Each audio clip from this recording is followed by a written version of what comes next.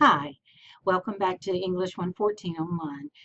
This week we're going to talk about different kinds of business correspondence, and that can include memos or business letters mainly. Chapter 8 is devoted to the type of correspondence or the medium that you'll be using to transfer messages in the business world. And basically, in the business world, we do memos for house or in the business where you work. So if you work for a particular business and you need to correspond with someone in your business, then you would use memo format. If you need to correspond with someone outside of the business world, you would use a business letter format. And all of the assignments that we do from here on out will be either in memo format or business letter format. So Chapter 8 is really important to let you know what is expected in the business world as far as which type of information that you choose to use or which type of medium you choose to use. Chapter 9 is devoted to the different types of messages that you would send in that format. So sometimes we have something that is just routine. You might call it positive. For instance, when you applied to Nash Community College, you got some correspondence that said, congratulations, you are admitted to Nash Community College. But I used to work for UNC Chapel Hill's undergraduate admissions office, and a lot of times we had to tell people that they could not be accepted into the class because we had so many applications and so relatively few positions. So we would call that kind of message something that you'd rather not hear, or something that's harder to hear. We would call that sensitive information, and you need to be particularly careful about how you submit that sensitive information. So let's take a look at the Moodle page and see what we have to do this week.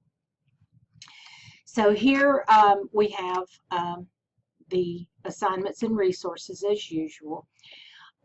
You want to view this video that you are now viewing.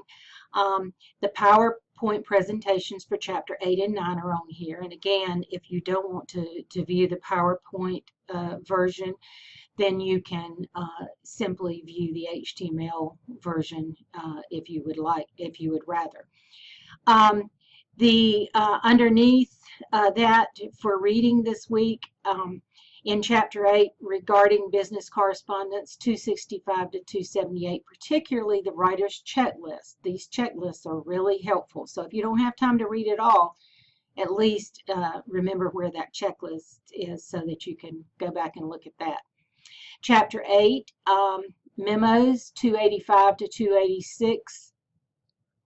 In Chapter 8, there is an example of a memo that you can look at, Figure 8.8 on page 286. And I have also included a sample memo here on the Moodle page for you to look at. And Chapter 8, designing letters, this would be related to business letters, 287 to 291. And an example of a business letter in full block format is on Figure 8.10 on page 288. And then in Chapter 9, the routine and sensitive messages, the routine, page 300 to 308, and the sensitive, which is particularly important for you to take note of, on 309 to 322. There are two graded assignments this week. The example of the memo, you can view that and view the assignment document for memos. You're going to create two memos, one routine, and one sensitive, and you're going to save both of those memos as one document and submit it on the Turn-in link. And you're going to do the same for the business letter. You're going to submit two different business, or you're going to create two different business letters, and then you're going to save them in one document and submit that on the link. These two business letters come from page 330, number 2A, and the second letter, which is a sensitive message, is page 330, number 2C. And again, save both of those letters as one document, submit it on the Turnitin link. Okay, so there's your chapter 8 and chapter 9 and the key concepts and the videos or the PowerPoints, if you want to look at them as a PDF file. Here are our graded assignments right here. We have the memos with the routine and sensitive memos. So let's click on that and look at that document. Let me make it a little bigger so we can see it. And pump it up a little bit. Here we go. Okay, so actually pumped it up a little too much. There we go. Create one routine and one sensitive memo using information from chapters 8 and chapter 9 reading assignments. The routine memo is on page 295, number 1, and the sensitive memo is page 296, number 5. So read in your text and find out what you need for both of those memos. The typical memo format is shown in figure 8.8 on page 286. And you don't have to put any graphics in this like you did in your instructions, but you, if it's helpful to put graphics into your documents, then you would always want to do that. But I don't think these are going to require that, so you won't have to do that this time. And then, of course, you here are the memos again: the routine memo, the sensitive memo. And remember that particularly, well, your tone is important in both because it's a business document and you want it to sound like a business document. But it's really important in the sensitive memo. Remember, when you're presenting sensitive information, start with something positive. For instance, I was talking about the I'm going to go back to, so you can just see me talk for a minute here. I was talking about when I worked at UNC Chapel Hill undergraduate admissions. I was telling people that when they could not be accepted, I didn't just come right out and blurt out, well, you didn't get in. We would always start the correspondence with, thank you for applying for admission to UNC Chapel Hill for the fall 2017 class. And then after something positive like that, I'm thanking them for doing it. Then I have to give them the bad news, give them the sensitive information as fully and but as simply as you possibly can. You don't want to go on and on about it. And so I would say, after thanking them for applying, I would say, however, our class for 2017 fall has already been filled. Now, I didn't say, no, you can't come. I didn't say you have not been accepted. I did not put it in any kind of negative way. I expressed it in a positive way. So the class has already been filled, lets you know that you can't get in, but I didn't have to say you can't come. So that's another way of tactfully presenting negative information or sensitive information, is to figure out a way to do it nicely. And one way that I always suggest is do it in a way where you express what is happening without using any negative language towards your reader. And then you want to end on a positive note too, because you want to maintain a relationship with this person. Who knows, this person who applied to UNC Chapel Hill may not come as a freshman, but maybe they want to come in as a junior transfer. And that often happened, where they went somewhere else, they did really well for 2 years, and then they applied as a junior transfer, and we were able to accept them. And they ended up being a wonderful graduate of UNC Chapel Hill. So at the end, you want to say what you can do. So I would say something like, I will be glad to put your information on file, and please contact us again when you are at the junior transfer level, or however I would have expressed it. It's been a long time since I worked there. But Anyway, the same thing. If you get turned down for a job, you don't get a letter saying you didn't get the job. You thank you for applying for the job. The position has already been filled. We will keep your application on file, and if anything else suitable comes up for you, we will be in touch with you. And so it's always like a little positive sandwich. Start with something positive, give the negative news in as non-negative way as you possibly can, and then end on a positive note. So that's what you'll need to do for your memos. So let's go back and take a look at the Moodle page again. And let's see, I can click out of that assignment now. And I think I can. Let me get back to the right page here.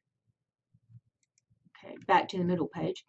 Okay, now I told you a sample that you could see in the text for a sample memo, but let me just show you the sample memo that's also on the Moodle page. This is the link, the Turnitin link. It's got that little swirl around arrow there. That's where you'll turn in your memos after you save them as one document and submit it on that Turnitin link. Here is the sample menu. Let's open that and take a look at that. The sample menu is coming up. I think there it is. Okay, so again, let me see if I can blow this up a little bit. It's hard for me to see the marks over here on the side. To blow it up a little bit, or let me go. Let me do it this way. I'll just blow it up a little bit this way. All right. So so here is the sample, and it has the information over here on the side too. Standard memo format. This heading, you're creating your own document, so you won't have a business letterhead, but you can create something that looks like a business letterhead. The word memorandum underneath it, and this is really going to depend on what company that you work for, but this would be a standard way to start. This is what you need to do here. You need to create these headings: to, from, date, and subject. And then as you create those headings, you would put your information out here to the right of those. Notice that all of the text lines are in alignment. So you need to tab over to get these in alignment. If you space over, it's going to make a jagged line there. But if you tab over, you can get these in alignment. And you want to tab over from subject. That's your longest word, so you can make all these be in alignment. And then notice out here to the side there are initials. For our purposes, you can, beside the name Hannah Kaufman, Vice President, that would be you. It would be, please, for this assignment, use your name as the person that is I'm receiving the memo from, and the textbook will give you who you're sending it to. And so it'll be from you, and then to the side you can just type your initials in, HK for there. If you actually print out a memo and give it to someone, the hard copy, you would initial it with pen out to the side of your name. The date, and then the subject. The subject should be something short, to the point, about what this memo is about. There will be an introduction, headings, and subheadings for some of the reports that we'll do later. We actually, I think for these memos, you probably won't need any of those headings. But do them according to what you need to create the headings for what you need to use for your particular problem that you're responding to. A closing, if there's anything that you have enclosed. Of course, don't say that you've enclosed something if you haven't. Additional recipients, if you've sent copies of the letter to someone or the memo to someone else, you could put those there. and enclosed material, you would say what you had enclosed if you've enclosed anything. If you don't have any of this information to put at the bottom of your memo, that's fine. Just end with your last sentence. So you do not need to put sincerely or best wishes or anything like that. You just need to end when you're finished, unless you need to put some of these end notes. So take a look at that and be sure that you can do that also. Okay, so let me get back to my Moodle page again. There's the same thing for business letters.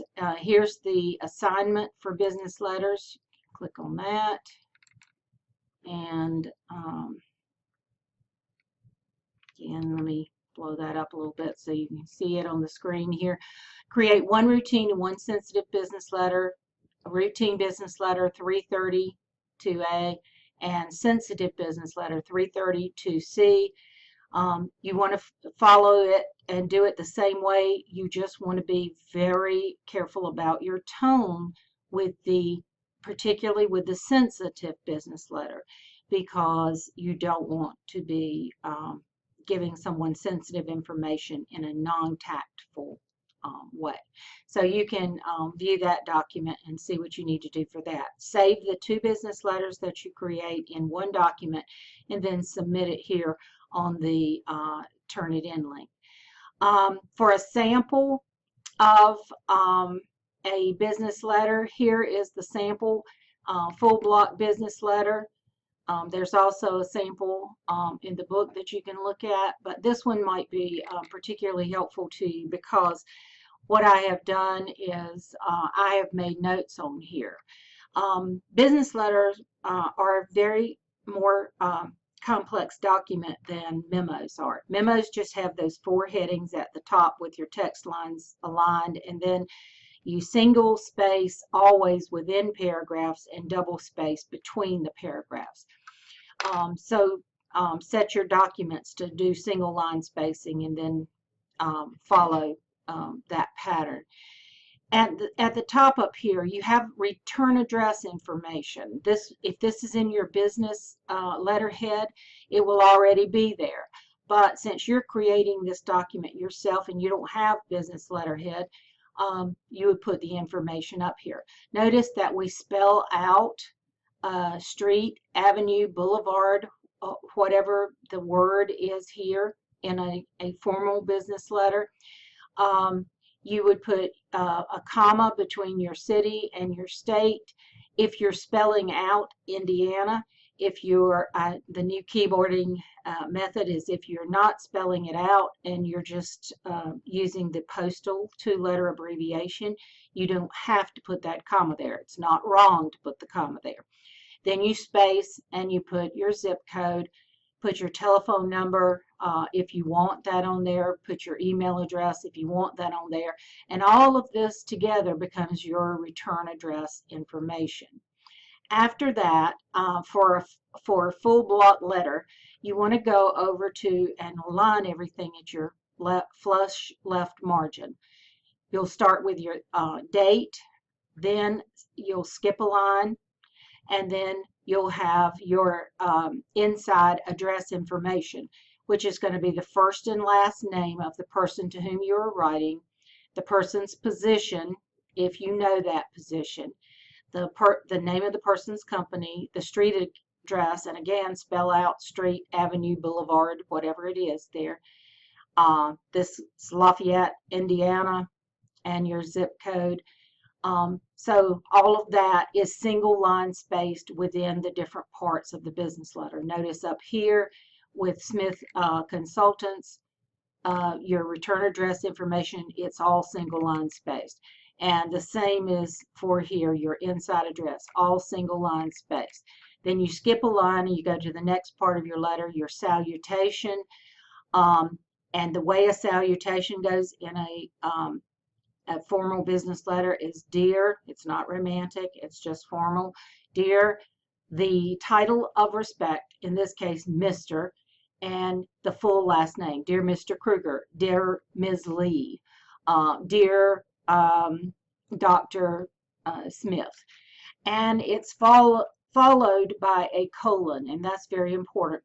People will expect, in the business world, will expect you to see the colon there after the salutation or greeting. This is a sensitive message here, so notice that it begins with a professional and appreciative tone, and then it specifically states the problem to be addressed. We appreciate the efficient way that you handled our account during our recent purchase of your company's software. The installation process was smooth, just as you promised. And then the bad news. Unfortunately, we are currently experiencing problems with our service and technical support that I would like to bring to your attention. And then I'm going to be specific about what my problem is here. And then I'm going to end on a positive note before I conclude. Here, we need you to help us resolve these issues. Both you and your software impressed us favorably at the time of our purchase, and we trust that you will help. So start on a positive note. Be as specific, but not judgmental and not fussing and not criticizing, but let them know exactly what the problem is, and you know, we need to have a resolution to this, and let them know what you'll have to do. In this case, right here in this blue. However, if the problems that we are having are not resolved, we will have no choice but withhold our payment of the remaining 30% of the purchase amount that we currently owe. Now, I'm not trying to get out of paying. I'm just trying to get you to help me so that I can pay you. And so I don't want to end with I'm not going to pay you. I want to end with we need you to help us resolve these issues, and we trust that you will help. Then you have your complimentary closing, which would be anything that would be short and businesslike. Sincerely, yours truly. If you're using two words like yours truly or yours sincerely, you only capitalize the first word. Sincerely is a great simple closing, and respectfully, something like that. Then you leave lines for a signature block, enough line space so that you have room to actually sign it. For our purposes, since we're saving the documents and submitting them online, you can just type in your name there. And then underneath your signed name needs to be your typed name, your title, and your email, if you would like to again remind them of your email there, especially if your company a company just has the www.smithconsult.com, but it was the web address, but it wasn't the email, so you can put your email there as well. So if you follow this format and notice that it's single line spaced within the paragraphs, skip a line between paragraphs, nothing is indented or anything. This is the simplest way to do. The most professional way to do is this full block. So everything over here flush left, and I think you'll be in. That's a good format to use. So just make your business letters look like this format, and you'll be in good shape for the format. Okay, once you have that, those two business letters completed and saved as one document, and if you'll after you finish your first memo, if you'll insert a page break and then do your second memo, and the same for the business letters. If you create your first business letter, insert a page break, and then do the second business letter, and then save it as one document and submit it here. That'll make it the process just a lot simpler for everyone. So that's what we're doing this week. 4 pieces of correspondence, 2 memos, 1 regular routine, but still using the 4-heading memo format, and 1 sensitive using the same format but a different message, and be careful of your tone. And the same thing for the business letters. 2 business letters, 1 that's just a routine business letter, and one that is sensitive information that you need to be careful about your tone with, and both in the business letter format, as I just showed you, and as also there's a sample in the book that you can take a look at for that. If you have any questions, let me know, and I'll be glad to help you. And I hope you have a great week this week.